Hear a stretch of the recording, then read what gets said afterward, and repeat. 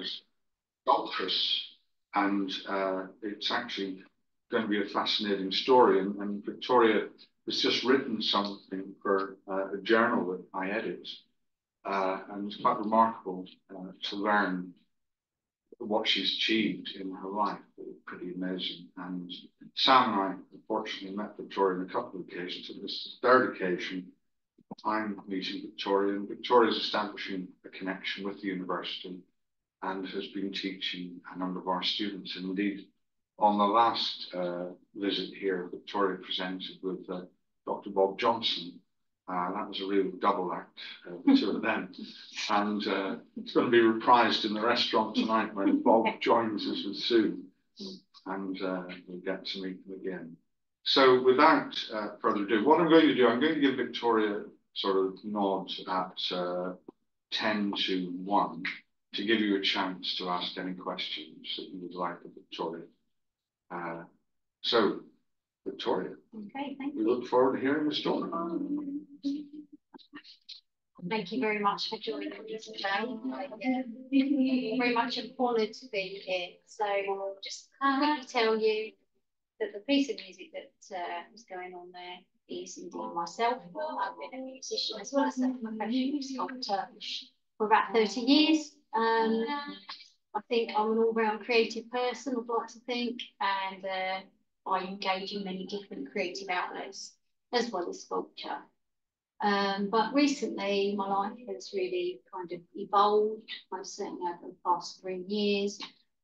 And I'd like to think that actually, apart from being a sculptor and a musician, a public speaker, an ambassador, a daughter, an ex-wife, a sister, a daughter, all those things, I am one thing that I think sums me up the best, and I am indeed a beautiful imperfection, and that is indeed what this presentation is all about. So let's talk a little bit about my diagnosis. I have a disease called retinitis pigmentosa. It is a degenerative genetic disease of the retina. So basically, it progresses, sometimes it can be a rapid rate for some people, sometimes it can be a much more gradual rate. I probably stopped seeing the stars when I was about 10 years old. Didn't really think much of it. A 10-year-old running around a field with my brother, thought, I guess no one else can see the stars. So it didn't really flag up in my mind at all.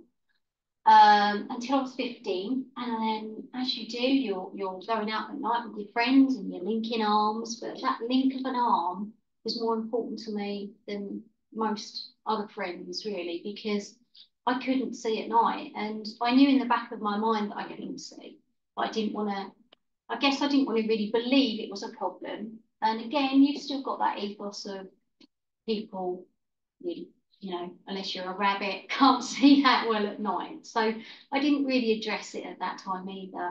And it wasn't until I was 19 years old, I was already in art college, and I passed my driver's license actually, that it became very apparent that there was indeed something wrong with my eyes.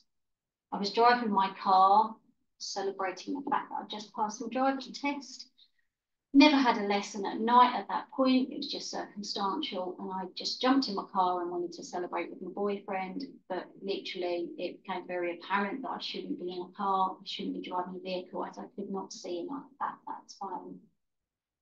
A very shocked young 19-year-old kindly took herself and my mum to a consultant who also was an optician. And after 2.5 hours of a lot of poking and a lot of prodding, it was delivered to me in this way. His exact words was, "I'm so sorry to tell you this, but you have a very rare genetic disease that is called retinitis pigmentosa. And unfortunately, there is no cure, and you are going to go blind." I didn't hear anything else after that. The room span. My mind was elsewhere. I just couldn't cognitively understand what I was just being told. I drove my mum home, and I drove off in my car. I live on an island, and I drove to the beach. The beach is always somewhere peace for me is always somewhere that I go to reflect. And for about 2.5 hours, I just cried. I cried the deepest tears I think I could ever cry, and of the loss that I felt. Not just my sight, I was going to lose my eyesight, but the loss of myself, the sadness and the sorrow. I didn't know what was going to happen to me. I didn't know if I was going to have a future. It was not looking very bright, and I was extremely lost at that time. Life carries on. The world keeps spinning. You can't stop the world from spinning. So I continued with the art college national diploma that I was in at that time. I enjoyed doing that. I was a graphic designer to be, so to speak, because there was always something to look forward to as a career in terms of the artistic world. But prior to that, I'd already fell in love with sculpture. So I'll go into that a little bit further, a little bit into the creative side of things in a while. But needless to say, I cheekily managed to get past the graphic design course and pass very successfully, even though I was creating sculptural solutions for graphic design brief. And I actually got into University of Stafford on a very prestigious course that only had 28 places in the whole of Europe. And it looked like, you know, life was going to be extremely successful and enjoyable and exciting. But then I bring back the diagnosis, and then everything fell apart from that moment. So basically, sight loss isn't just about the loss of sight, it's the loss of independence, it's a loss of confidence, it's a loss of self. And if you can imagine, as a young adult, most of us get to that stage of our life, which is a gateway for all of us to walk through and actually have that developmental stage of our life. And unfortunately, as soon as I was diagnosed, that part of my development was stalled. And it's as if that I didn't have the opportunity, I was robbed of the opportunity of growth to become, if you like, from a child, a teenager, going into being a young adult. Regardless to this, I still tried to carry on with my life. That's all you can do at the end of the day, with a lot of denial. I didn't really want to see what was happening to me. I didn't want to talk about what was happening to me. I just didn't want to acknowledge it at all. So I continued through my life with a very denial attitude.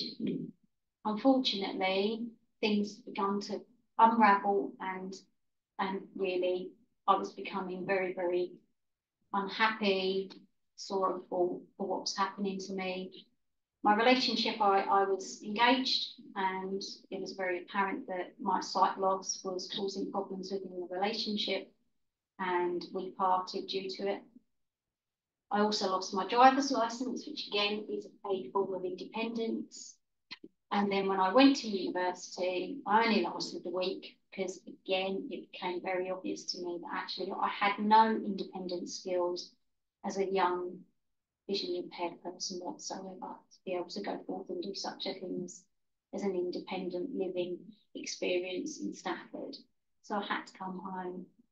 And that's really the kind of early stages of the diagnosis and how it affected me. On the screen, you're probably seeing there's several points to my sight loss, which, as I've said already, night blindness is the first thing that you notice with RP. It's certainly not the only thing, as you can tell there's many more. As you progress, and as I've progressed through the sight loss, I've experienced each and every one of those points. So the deterioration of photoreceptors, rods and cones, they are the photoreceptors that enable us to see. The rods are the ones for nighttime vision, the cones are colour and detail. And unfortunately, the purple pigment in the back of our retina gets affected by the disease and dies. In a healthy eye, it is rejuvenated. However, the RP stops the rejuvenation ability. and the protein of the purple pigment dies completely. This then leaves a very small pinhole in the back of the retina. It's a bit like a colander. So as the light goes and hits the retina, all these holes that were appearing then create escape routes for the light information to escape.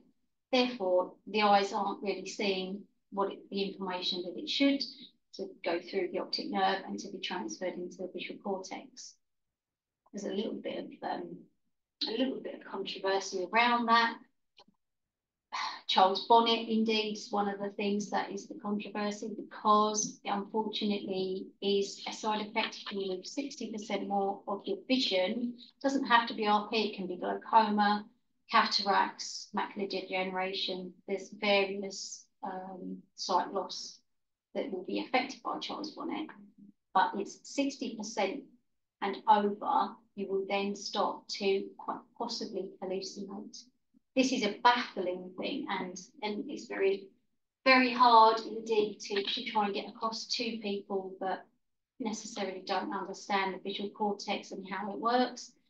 But there is a belief that the reason why those with sight loss indeed have hallucinations is not just the physicality of the eye can't transmit the correct information to the brain, but it's also more to do with there's a psychological kind of story behind it, if you will.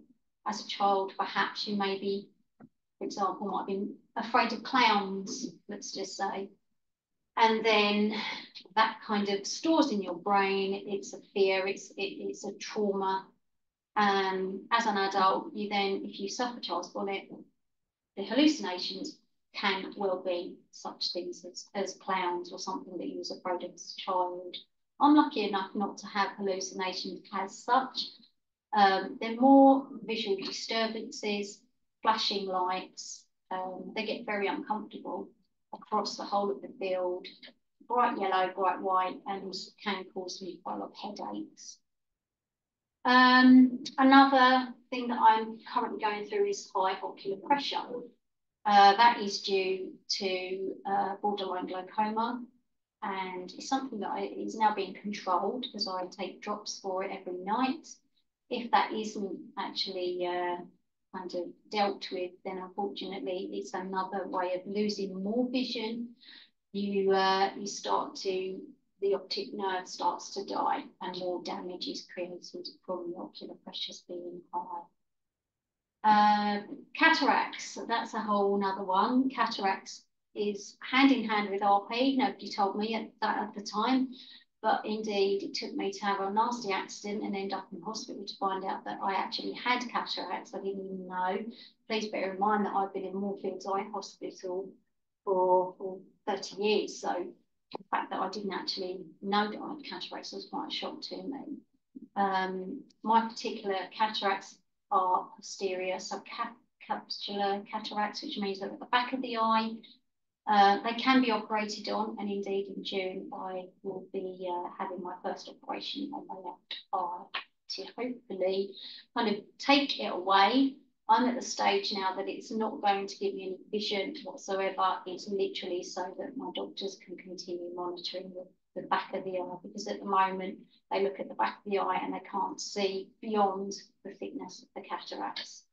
So that's the reason why I'm having that done. So as you can see, there's lots of different elements to sight loss. Just because you've been diagnosed with one particular disease, the difficulties and the elements of other diseases can come as well due to the ill health of the eye. So you have quite a lot to contend with.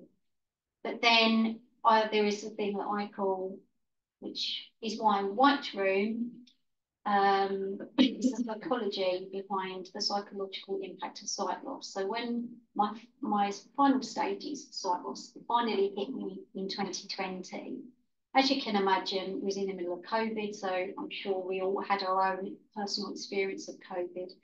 I was in the middle of creating a collection of work, and it was apparent to me that actually it was like being launched into a thick white fog.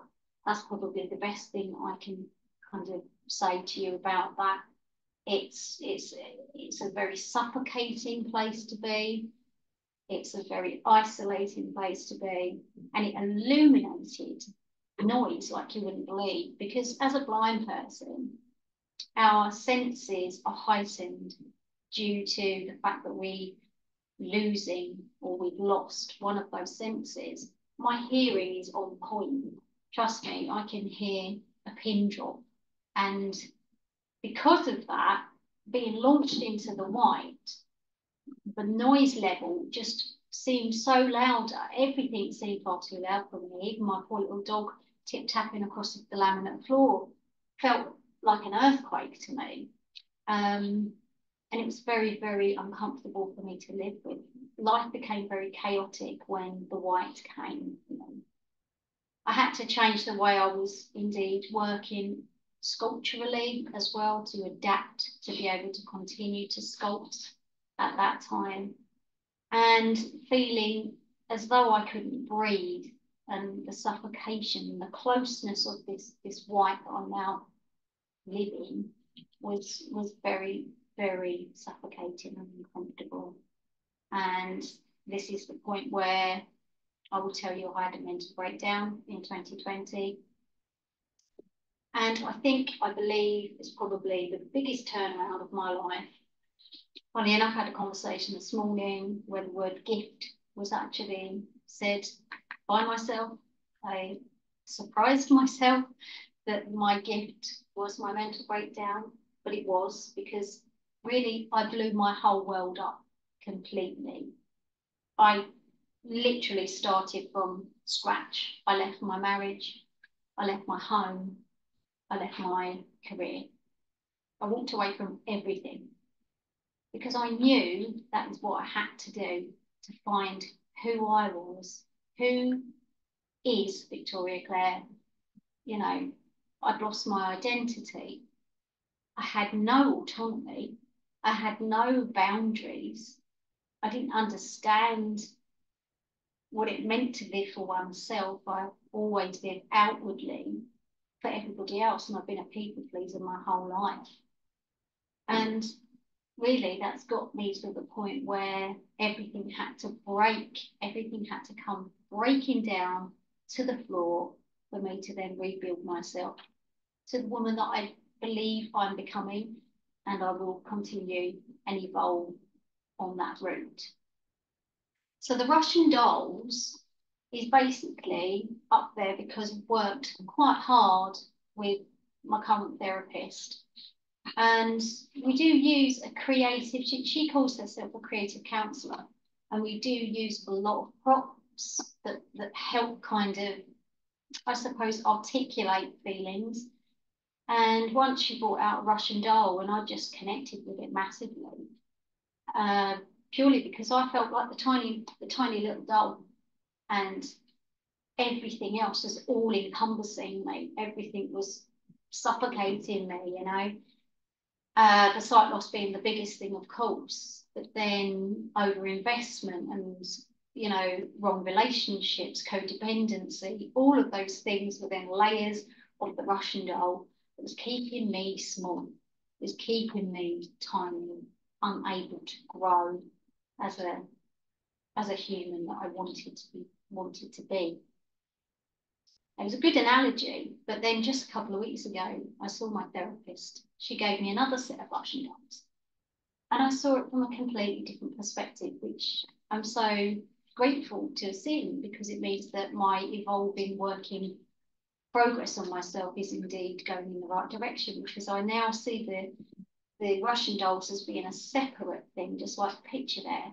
So actually, it's a growth where I was the tiny one, but as I'm finding more and more about myself, I'm committing more to my own self-development, I'm growing and I'm evolving, and slowly but surely, I'm going to make my way up to be that really big end Russian doll. That's kind of the plan anyway. So let me talk about creativity, because indeed creativity for me has been my saviour, and I don't say that lightly. I really, really don't. After having to leave university, It was probably the hardest, or one of the hardest, because I've just explained to you, probably the mental breakdown of the past 3 years was extremely difficult. But as that 19-year-old, it was very similar. I didn't know what was going to happen to me. I couldn't see a future. I had to leave university. My mum and dad graciously brought me home, but I had nothing. I just didn't know what I was going to do with the rest of my life. Unfortunately, at this point, I over-depended on alcohol to try and numb the pain. I didn't want to think about what I was feeling. I didn't want to think about it at all. But there was a piece in me, which I believe has always been there, somewhere in my being, that just kind of grabs me by the back of the neck, puts me up, stands me up and says, come on, let's do this. There's more to this life than this. And I brought myself out of that. And I'm really, really proud of that, to actually have walked away from a very dependent addiction and actually no longer participate in that. And I think the one thing that was able to do that was the knowledge that my creativity actually hadn't gone anywhere. It was still within me. Just because I didn't get to go to uni didn't mean my skills was taken away. These two hands are my greatest asset. This mind is the most creative I've ever known. It wakes me up in the middle of the night and I have to kind of scribble stuff down or voice note things of creative ideas.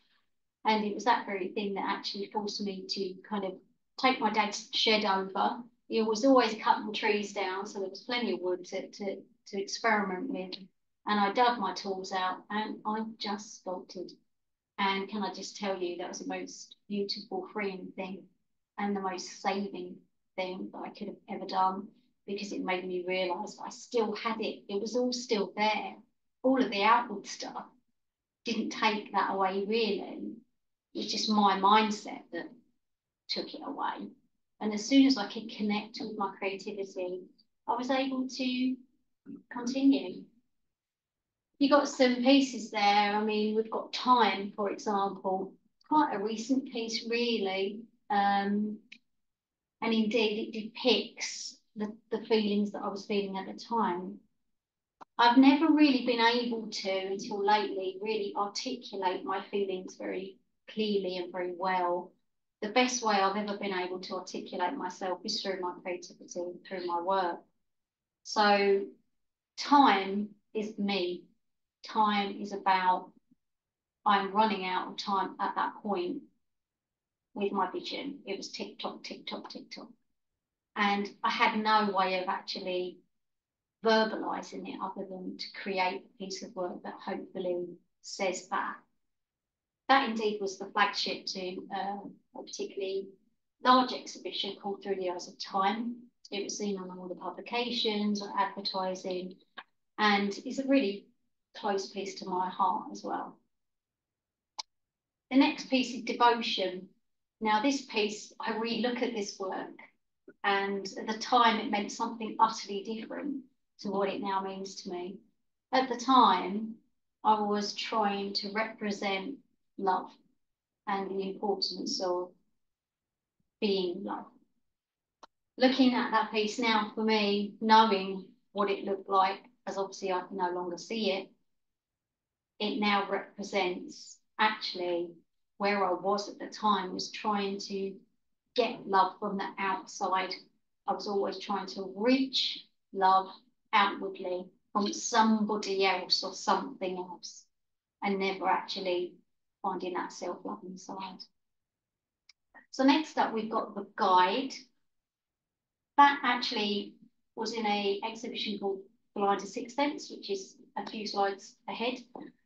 In fact, that was a commission by a beautiful blind lady, incredible, inspiring lady who for me is an icon. She works as a welfare counsellor in Warfields. I met her indeed when I was 19.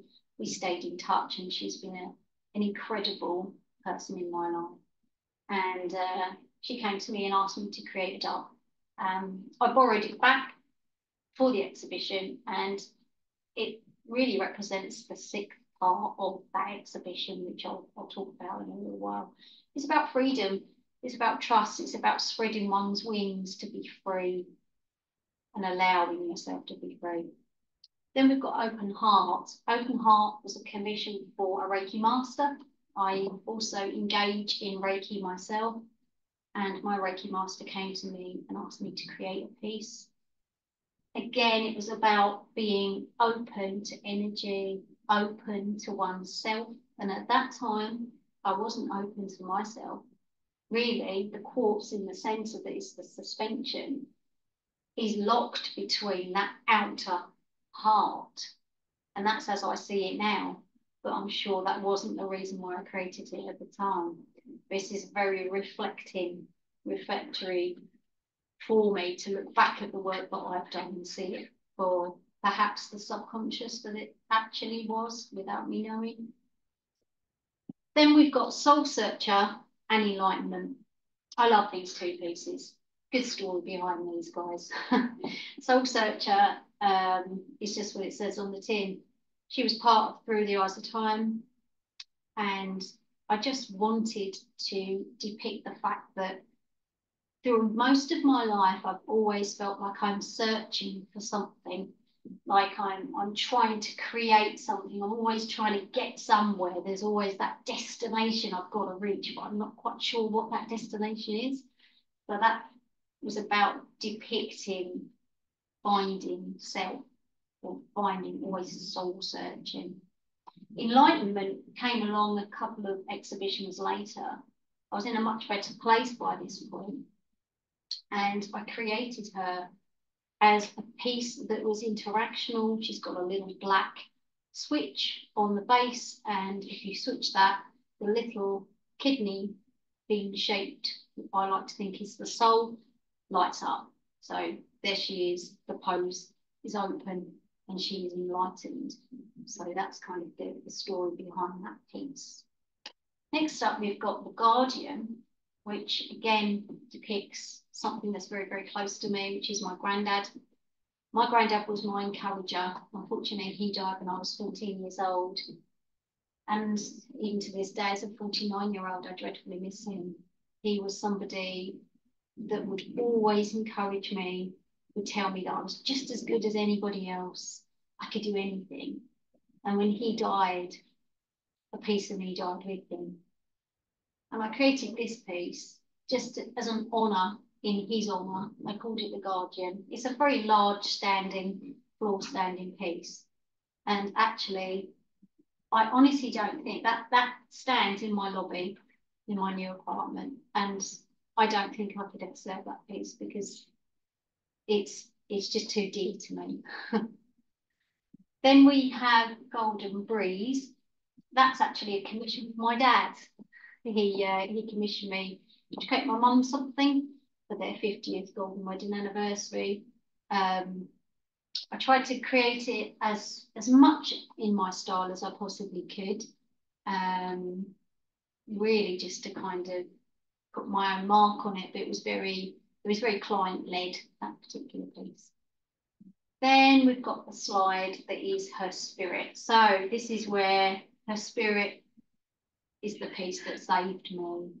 That's the piece that I went in to my dad's shed and started to sculpt. In fact, I sculpted two pieces. There was another piece called Untamed, and her spirit went into a little local gallery and were sold within about 2 weeks. So that kind of started the ball rolling for freelance work and being that practicing artist. And then we've got a reclining figure, which again, in similar kind of vein. As you can see, the early works were more figurative, much more stylistic, but realistic. When you look at the more recent work, I would say is much more symbolic. I attribute that to the fact that as the sight loss has faded, the symbolism has become more important, and actually the form, the shape, the flow, the feel, the tactileness has become so much more important than actually the end result. Then we've got the blind or sixth sense. So this is probably I've done many exhibitions in my life. I've had an exhibition in the House of Commons, which was probably the epiphany of my success. I sold many pieces of work. I was on the BBC. I was in national publications. And yes, that was an incredible exhibition to have. But also this wonderful exhibition, I highlight this really because I pioneered it. It's a very conceptual exhibition that's never been done in the UK until I did it. I decided to create 6 sculpted pieces and I put them in a completely pitch black environment in a gallery. And then I invited all the audience over the 2 weeks of which the exhibition was on to experience it as a blind person. It was more of a social thing than anything. I could see as an experiment on a social experiment level, because it was amazing how people were reacting to actually be having to go into this pitch black room and they couldn't see anything. And of course, there was a lot of logical things to get over with that, health and safety being a very big major thing, but we managed to make it work. There's a tactile pavement. The whole exhibition was in a circle in a clockwise motion. You would follow the tactile pavement under your feet and you would hold a rope. The rope would then lead you to each plinth. So as the rope finished, you knew that the work was there and then you would feel it, and so on and so forth. So this exhibition basically did so well that the Turner Tate wanted to put it in their programme of exhibitions. The pieces, in fact, are as follows. We've got Sight. So Sight was created really to go beyond vision. So that was my message, really. I don't know whether anybody is into chakras at all, but the chakra that I've suspended as the pupil is the third eye. And the third eye is the mind's eye. You know, it's basically see with your mind, go beyond the physical vision. So that was Sight. And then we've got Smell. Smell is a magnolia. It's a very constructed piece. The petals were made individually just to show the delicacy of petals of the magnolia, but also to celebrate the beautiful smell that the magnolia flower brings when it comes out. Then we've got Taste, which is a garlic, because initially I just wanted to do it, not because garlic is such an incredibly strong taste, but it's such a beautiful form to sculpt. It's a very bulbous, lovely flowing shape to create. And then Touch is about holding the quartz. So the quartz is representation of universal energy and how each and every one of us can harness universal energy if we just kind of zone into it, I guess. We all have that within us. And then the final piece was Sound, which is a bit indulgent because I've always wanted to make a guitar and it just seemed like the perfect opportunity to do so. As I said, I've been a musician for as long as I've been a sculptor. It's actually a working guitar, and at the opening, private opening, a dear friend of mine who plays guitar actually played it to the audience as well, and it sounded really wonderful. So those were the pieces. They all sold. It was a sellout show. As I said, Turner Tate wanted to put it into their programme. I also got Retina UK, Fighting Blindness, Guide Dogs, and RNIB all wanting to work with me. I became an ambassador for 2 of those charities and started to do an awful lot of public speaking around that time. So I was kind of invited to Dublin quite a lot for Fighting Blindness. I was invited to Retina UK to speak in America Square, which also I had an exhibition in as well. And yeah, life started to take a different avenue, if you like. Along with the other things of creativity that I do is creative writing. Creative writing involves for me not just poetry, but lyrical writing. Lyrical writing is very similar to poetry. I write all my own songs, again, it's another beautiful way of being able to articulate myself in a musical, expressional way. You can see a picture there that where I've been in the studio recording songs. I've got a beautiful piano at home, which I love, and it's like a chameleon because it keeps changing form as I evolve.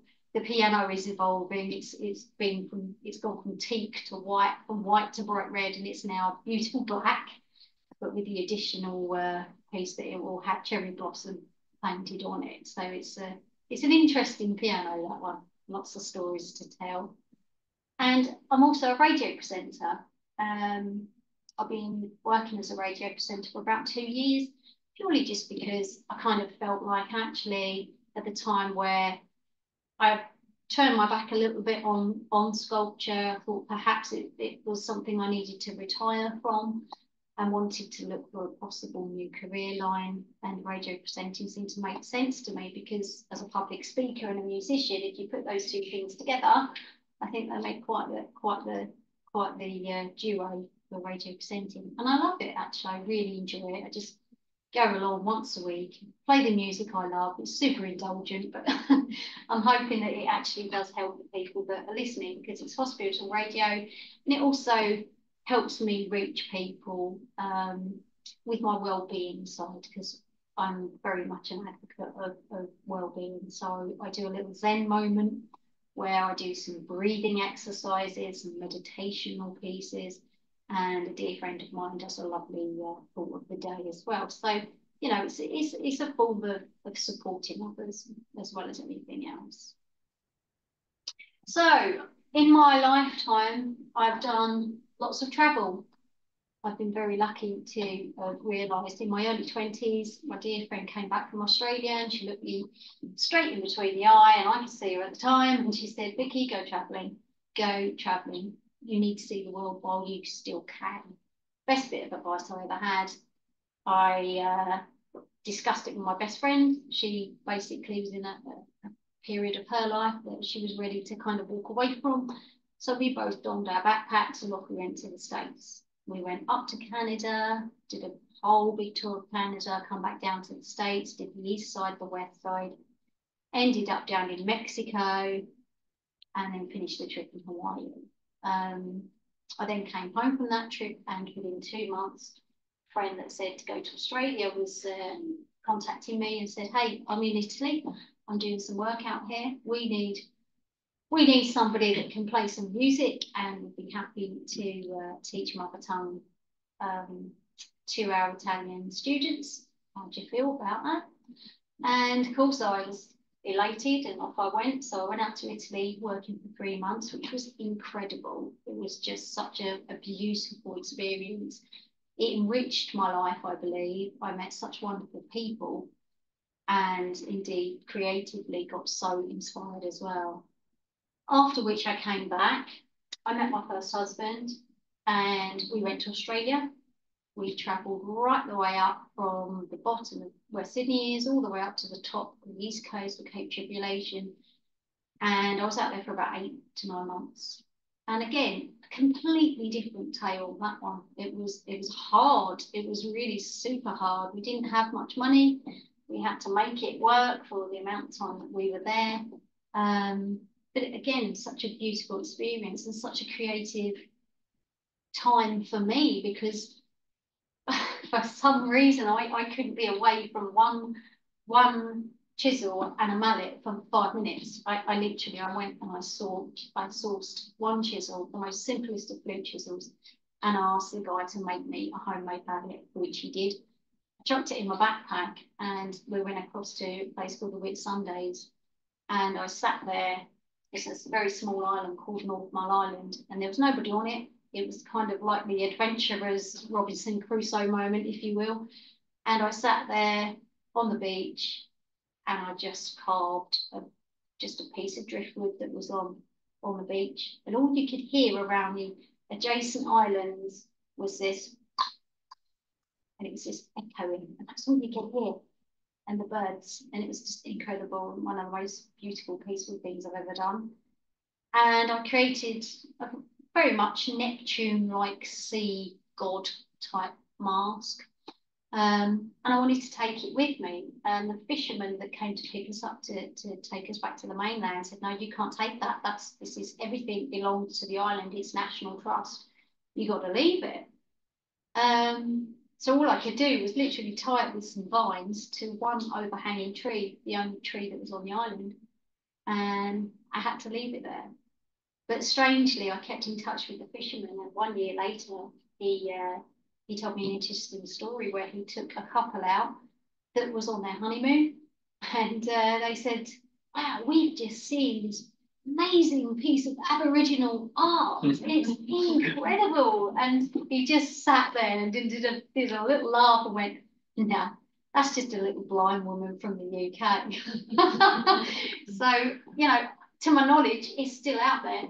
I would love to actually go out and see if it still is there. I've got a feeling somebody maybe snuck it into a backpack at some point, but I'd like to think it was still there.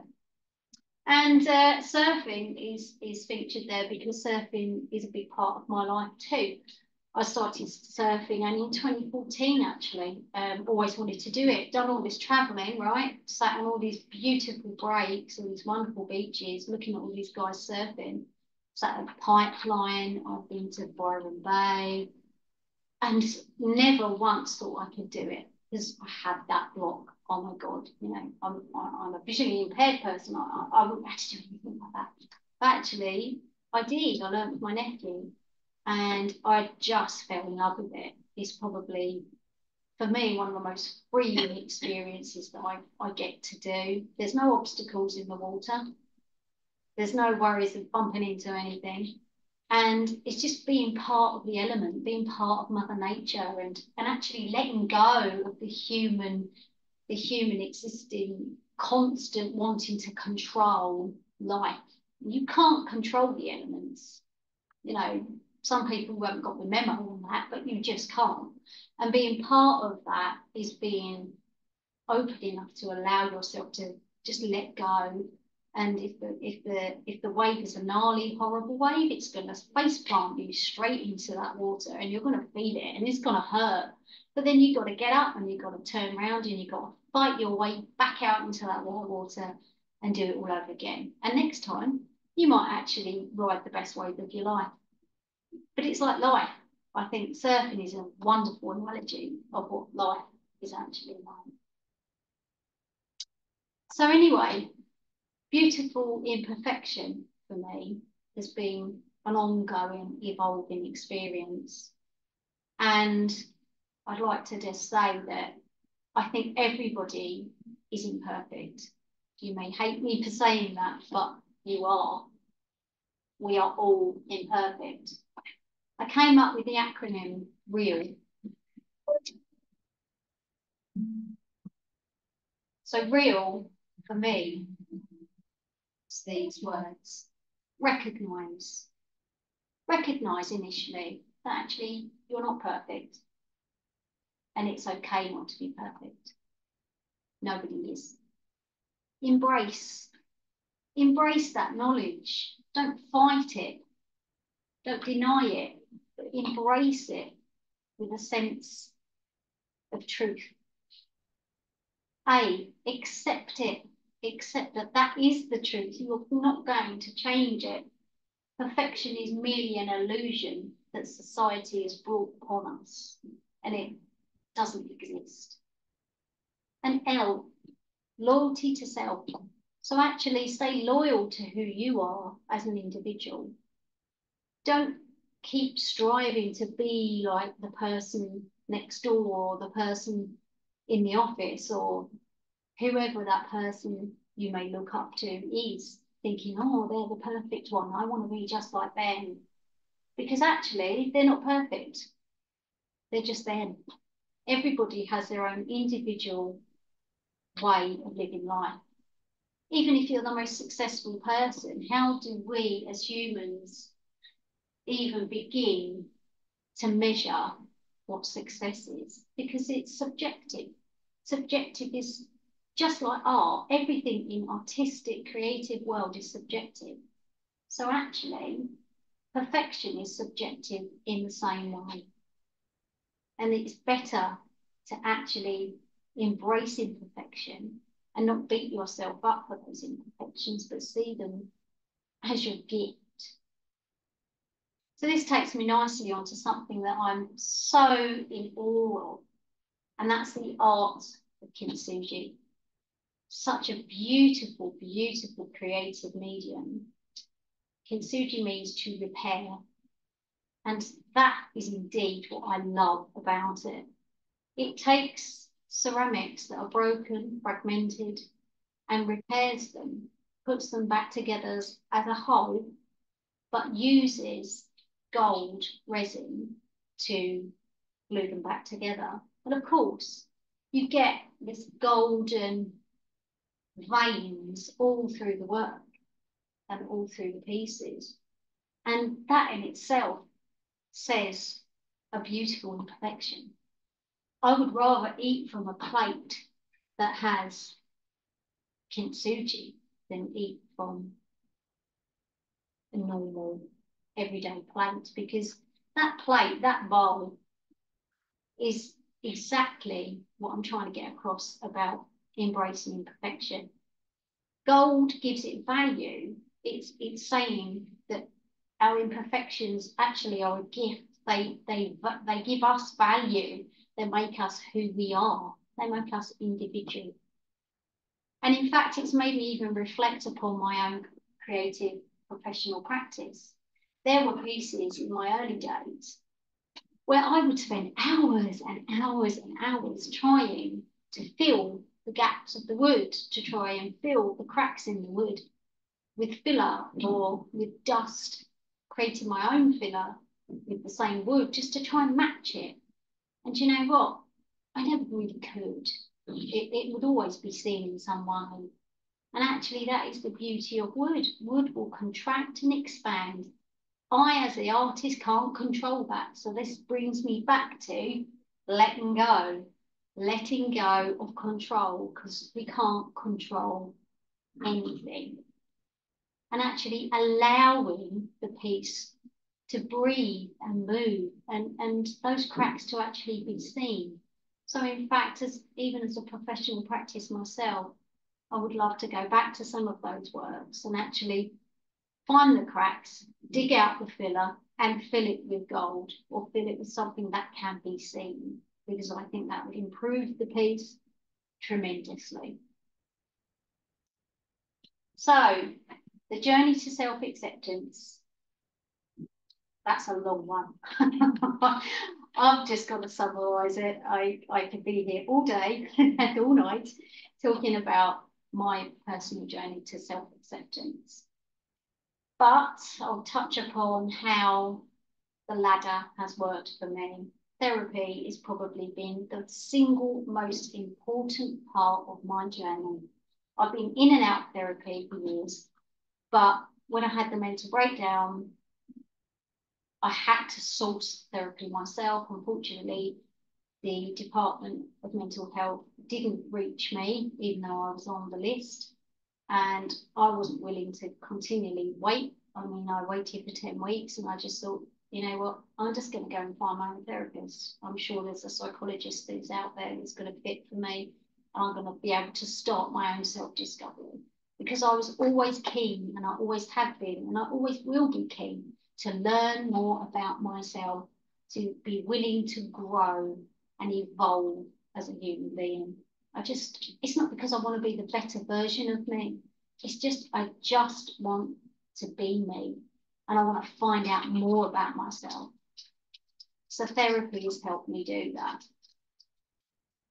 A knowledge of and a sense of autonomy is something that therapy has helped me find. I now have a much greater understanding of myself and my own autonomy. I can make my own choices and decisions. I don't make choices and decisions for other people. That's not my business. Or what is my business is making choices and decisions for myself. And that's where I honour myself. Knowing my identity, who I am, who I truly am as a person. Again, what my morals are, what my values are, not what outer influences, morals and values are, but my own morals and my own values. That creates my own identity and my individuality, and embracing that as well and being okay with it. Having healthy boundaries. I've lived my life without boundaries most of my life. I didn't even understand what a personal boundary was. But now, through therapy, I now understand that it's absolutely essential to live healthily with healthy boundaries, to protect yourself, and to not allow your identity to be destroyed by others. So you put those healthy boundaries in place. Self-love, self-compassion and self-worth. I put those three things together because they are very, very personal journeys and not the easiest thing to find. I've never loved myself. I've never understood what it meant to love oneself until now. I now can honestly say to you, I do love Victoria Clare. I am proud of Victoria Clare. I don't need anybody else to tell me they love me. I don't need anybody else to be proud of me because I've got that all within me now. I'm no longer living that world outwardly, trying to please everybody out there because I have everything I need is already inside of me. Meditation helps me. Mindfulness helps me to stop the world from spinning just for a little while, to engage in oneself and finding that self-compassion inside of yourself. Because the world is a busy place and we're all busy rushing around, fitting 1,001 things in, when all we really need to do is just take even just 2-3 minutes of our day to meditate or just sit quietly, just concentrate on our breathing. Because if we just concentrate a little bit more on how we breathe, we might actually be more fulfilled in our day than ignoring how we breathe, because that is the very source of life. NLP, neuro-linguistic programming, EFT is a very similar emotional freedom treatment, works on the principle of our meridian points through our body. And the principle is sometimes we can track traumas in those points of our bodies, but if we tap on the points of our bodies that hold where the meridian points are, we can actually wiggle, if you like, move the trauma. But how we do that with both EFT and NLP is verbalize the feelings. So we're actually verbalizing the trauma as well as tapping on the meridian points. The next part of the treatment is to then turn the negative wording and the trauma on its head, and you replace it with positive choices, firm decisions, unconditional love. It's an interesting perspective to come from. Of course, engaging with creativity, that goes without saying. For me, there's been a massive, massive life-saving thing, a beautiful, beautiful engagement for me to be participating in my life. It's probably the major vein in my body is my creativity, and it helps me connect to my true self and find my own self-trust. As I said, being part of nature, for me is surfing. I love to walk. I love to be in nature, taking things from the environment, probably in a very different way to how you would do so. I try to take things from the environment with using my other senses, which actually I think if those people with sight was just to try it just for a little while, and indeed that's what Blind to Sixth Sense, the exhibition, was trying to do, was to engage people in all of their senses. You could have such a much more fulfilled, bigger experience of your existence if you just listened, if you just touched, if you just smelled, if you just tasted. Don't just think that the world is a sight-orientated place, because it isn't. It's so much more than that. And really a faith in Buddhism of late for me, Nichiren Buddhism, a chant on a regular basis. This indeed sits nicely with the meditation. It's a philosophy, it isn't a religion, but it's something that I've found extremely useful and helpful to me, and indeed has helped again me find peace with myself. So really, I guess my presentation, I'm hoping, has shared creativity with you as my career, but as also I've opened up who I am as a woman, as a person. I've hopefully been authentic enough and vulnerable enough that you have felt something of my life. My promise to myself is to continue this beautiful journey of imperfection with honour and grace. And I do hope that in some way, by the end of this, you can take something and perhaps reflect upon your own lives yourselves. Namaste. Thank you.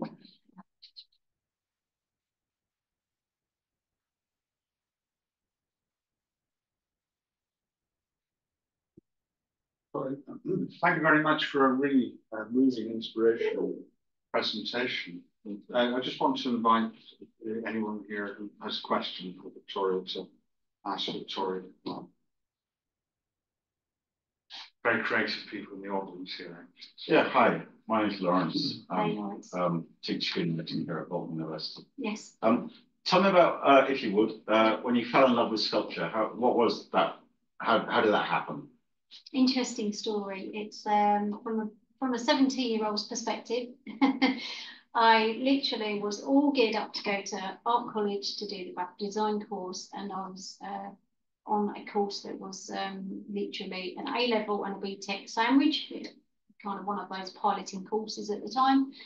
And the final major project day was coming up, and we all had to choose what we wanted to do. I happened to walk into the library, and there was a book on the side, just literally on the side. I went to it, picked it up. Of course, I was sighted at that time. Looked through it and just fell in love there and then. Bang! It was instant. It was like, oh my God, I want to do this. How do I do this? This is incredible. I want to do this for my major project. And I decided it was just like a thunderbolt at that moment. I went to my tutors. My tutors thought I was absolutely crazy nuts. Don't be so stupid. You've got to stick to what you know. Your art college place is hanging on this. Anyone that knows me knows there's a little bit of a rebel inside, and just ignored it and chose to then go and get a 6-foot piece of trunk from a farmer's field, brought it home and started to create a full-size dolphin. And yeah, that's where it all started. And I got a distinction as well. So, yeah, it was a good gamble. It was a risk, but it was worth taking. Thanks. That's all right. Hi, Victoria, just picking up from our conversation earlier. Yeah. It's fascinating that you've chosen to work with wood as your material. Where it would have been kind of very easy to kind of choose a more a softer material to work with, like clay. Was it a conscious decision to continue with that choice of material with wood? Because obviously it's kind of a lot more use of tools rather than actually your hands. Yes. Directly. So was that a conscious decision to do that? Or was it generally because of the accessibility to the material? Did you just find you had an affinity with it? I think wood has always been something for me. As a child, my dad's a very practical man, and his workshop he loves his workshop. You're lucky if you're honoured enough to go in there for starting. But I used to wander in there. And my mum used to have wooden spoons, and for some reason, I don't know why, I used to say, "Can I have your wooden spoon, Mum?" "Yeah, go on then." And then I'd cut the handle off of it, and I'd got a bit of wood, like a piece of dowling, if you will, stuck it in my dad's vice and started just chipping away, and I started to make these little old-fashioned dolly clothes pegs things. And I was only about 5 or 6, and I just think I must have enjoyed that so much as as a child, that I just think wood was my natural go-to. I have experimented with plaster. I've experimented with making armatures, and I've experimented using clay, but nothing compared to wood for me. It was so much more organic. It was more alive. It has such individual elements to it. You know, each piece of wood is different. The grain tells a story. You know, it was just, for me, it was just an organic choice, I think, that maybe was subconscious from those days of being a child. Thank you. Final question? Hi Victoria, I just wondered, do you have any plans for the future on how you'd maybe incorporate the repair back into your work? Do you know how you mentioned Yes, the yes. kintsugi? Do you have Yes. any more plans? At the moment, there is a collection that I touched upon that I was creating in 2019. That collection has still not been seen. It was lined up to go into the National Gallery of Dublin. 2020 come along and well, kind of ruined everything for a lot of people, obviously. So that didn't happen. So I've now got this collection, but interestingly enough, at the time when I created it, I called it Soul Child because it was about an expression of a feeling that, again, as I try to get across, that learning to feel was something very new for me. I'm nearly 50 years old, but I didn't realise how to feel until I was about 47. I'd not been understood what it was to feel. I've always kind of just been able to articulate myself through my work. That was my feeling, was the work I was producing. And I created a collection around maternal instinct because I was feeling a very empty void inside of me. And I didn't understand what that meant. And I needed to find the answer through creating. But I created the whole collection and I still wasn't understanding what I was feeling. It just, usually I create a collection and I get to the point where I get to that, okay, yeah, I understand. I know what I'm feeling. And I didn't get it. And looking back on that collection, I'm quite glad that that wasn't seen in Dublin because it wouldn't be true. I've now rewrote the whole narrative of that collection. It is now called One Woman, One Soul, One Whole.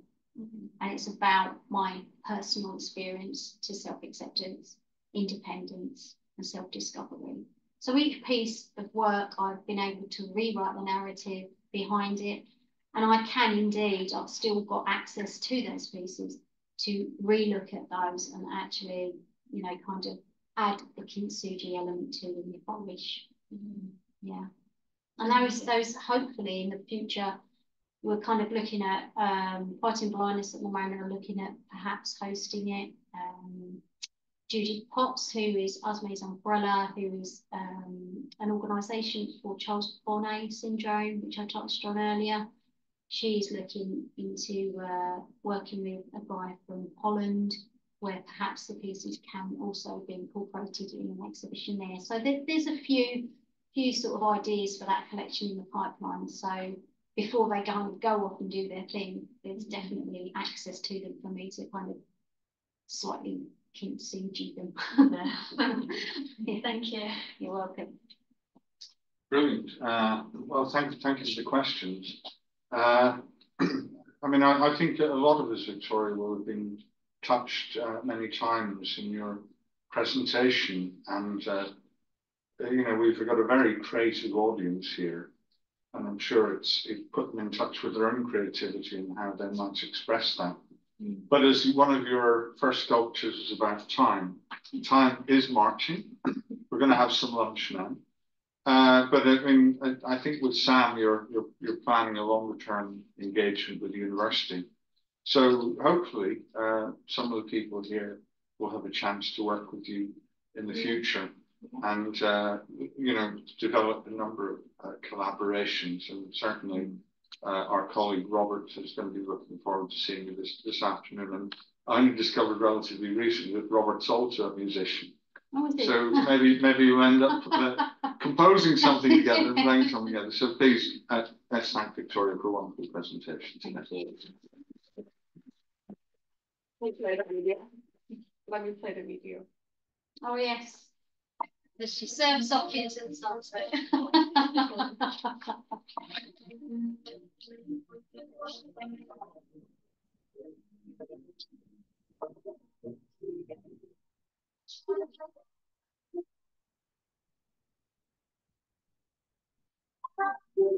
That never come, 'cause it's a miracle.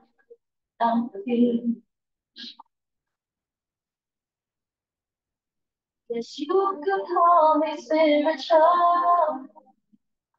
Physical is free. And I say, to say, the stars are over. And I'm there